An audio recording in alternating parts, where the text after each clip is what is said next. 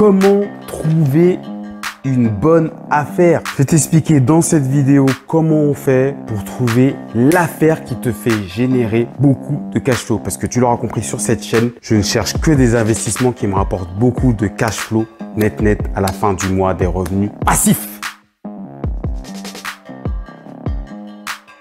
Je vais donc t'expliquer ça. Donc, on va tout de suite rentrer dans le sujet et je vais t'expliquer ça en 5 tips aujourd'hui. Première étape, on ne peut pas trouver de bonnes affaires, ça n'existe pas, on les crée. Ça, c'est la première chose qui est très importante à comprendre et je suis sûr que tu as déjà entendu ou vu des amis, dis-moi en commentaire d'ailleurs si c'était déjà même toi arrivé, des gens qui ont fait 30 visites, 25 visites, 50 visites. Ça nous est tous arrivé au début, moi-même ça m'est arrivé, toi-même ça a dû t'arriver, ça nous est tous arrivé. Pourquoi? Parce qu'on ne sait pas ce qu'on cherche. On ne sait pas. On pense que c'est comme si tu prends ta voiture, tu vas sur la route et tu cherches la rue des bonnes affaires. Tu sais qu'elle existe cette rue, mais tu n'as pas la bonne adresse. Parce qu'on ne trouve pas des bonnes affaires, on les crée. À partir du moment où tu sais que tu dois créer une bonne affaire, la bonne affaire est partout. Elle est partout puisque c'est toi qui la crée. Il faut juste trouver les conditions qui te permettront d'appliquer ce que tu penses dans ta tête. Mais tu ne trouves pas les bonnes affaires. Tu la crées toi-même. Tip numéro 2, il faut avoir des objectifs pour identifier la bonne cible, la bonne exploitation. En fait, il faut que tu connaisses tes objectifs de rentabilité. Est-ce que tu veux du patrimoine? Est-ce que tu veux beaucoup de cash flow? Est-ce que tu veux un peu d'argent pour améliorer ton niveau de vie? Est-ce que tu veux remplacer ton salaire actuel? Est-ce que tu as un gros salaire? Est-ce que tu investis à plusieurs? Je vais te donner un exemple. Mon exemple, moi, je veux que des investissements à un gros cash flow net. Pourquoi je veux ça? Il faut savoir que quand tu vas à la banque, que tu achètes une place de parking, que tu achètes un appartement, que tu achètes un immeuble, que tu achètes je ne sais quoi, ça prend toujours du temps. Il faut le notaire, etc., les compromis, les banques, trouver des financements, les offres de prêt, tout prend du temps. Donc moi, c'est simple. Si ça prend du temps, je veux que ce temps-là me serve à générer que des opérations à gros cash flow. Donc, il faut que j'achète que des apparts qui sont très rentables. Donc, il faut que je fasse de la division. C'est le plus rentable. Qu'est-ce que c'est la division? Tu as la division d'un appartement, tu as la division d'un immeuble où tu as plusieurs appartements, tu as la division en termes de location à différentes personnes, donc de la LCD. Donc, tu as un appartement et tu le divises en termes de type de personnes à qui tu loues. Donc, tu ne loues pas à une personne ou un couple, un ensemble de personnes sur plusieurs mois, tu loues à plusieurs personnes sur un mois donné. D'accord? Donc de la LCD. Donc pour moi, ça c'est les business les plus rentables. LCD, division d'immeubles, donc un IDR ou division de maison, colocation. Pour moi, c'est les business les plus rentables. Donc moi, c'est ces business-là que je fais. Le reste, j'ai pas le temps. Moi, je veux beaucoup de cash flow. Donc c'est vers ça que je m'oriente. Donc, tu as bien compris que par exemple, si tu t'orientes vers de la LCD et que tu habites à Montpellier, si tu as le temps de t'en occuper, tu peux t'orienter vers ce type de business. Tu peux par exemple prendre un studio, ça va être rentable. Mais il faut que tu aies le temps de faire les ménages et que tu délègues. Si par exemple, moi je suis en Ile-de-France, la LCD ne va pas marcher. Enfin, ça dépend où j'habite. Enfin, moi où j'habite personnellement, je fais de la LCD.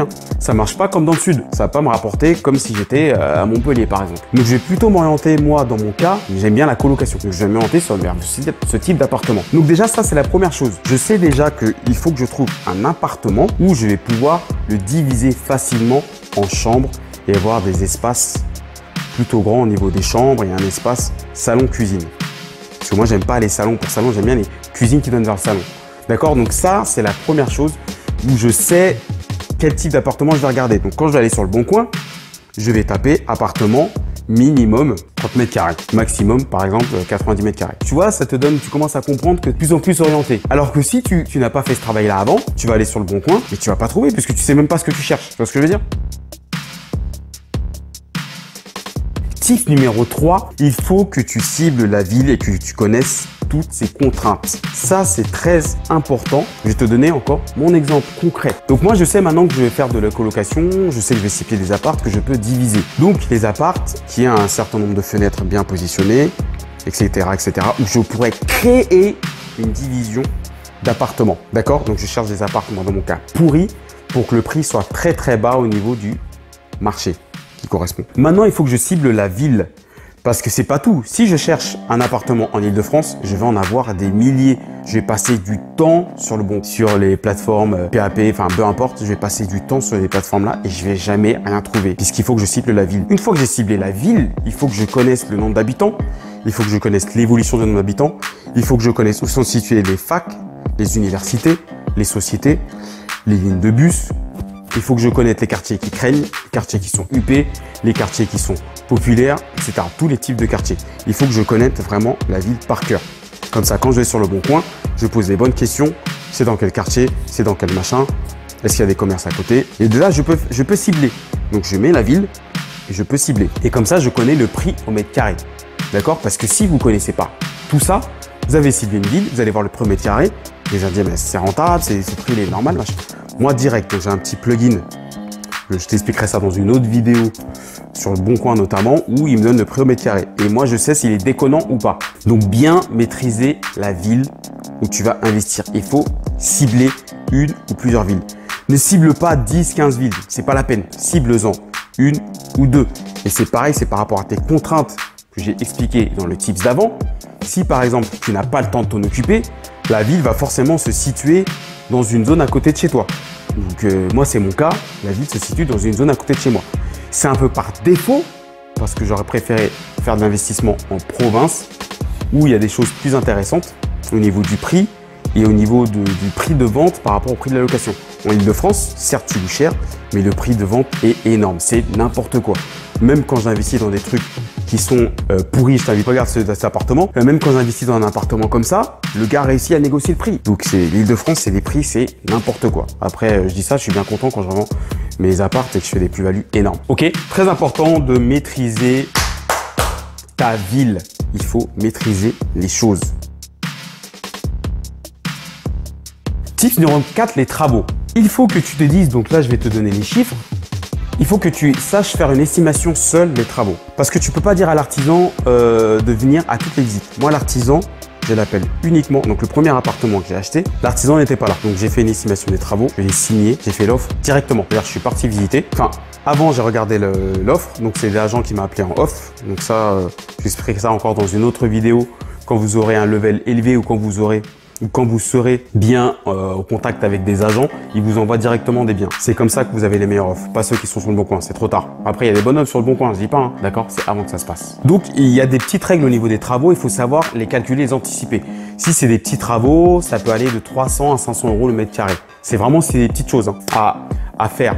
Tu vois, de la rénovation, vite fait, c'est des petits ajustements. Mais ça, c'est pas nous intéresse. Nous, ce qui nous intéresse, c'est les travaux qui coûtent au moins 800 € le mètre carré. Pourquoi? Parce que nous, ce qu'on veut, c'est qu'on refait tout. C'est-à-dire qu'il faut faire la plomberie, l'électricité, on refait tout. Et c'est là que tu peux négocier un prix. Mets-toi à la place du vendeur. Ton bien, il est nickel. Tu vas négocier rien du tout. C'est normal. Donc, nous, on va négocier des prix des apparts qui sont pourris, entre guillemets, où il y a plein de boulot, il y a tout à refaire. Là, tu peux dire au mec, ah, quand même, franchement, il y a du potentiel. Ah, mais il y a du boulot quand même. Hein. Ah là là là là là, va falloir sortir les bras pour bosser, quoi. Il y a du boulot quand même. Mais il y a du potentiel, tu vois. Toujours mettre du négatif dans du positif, ok?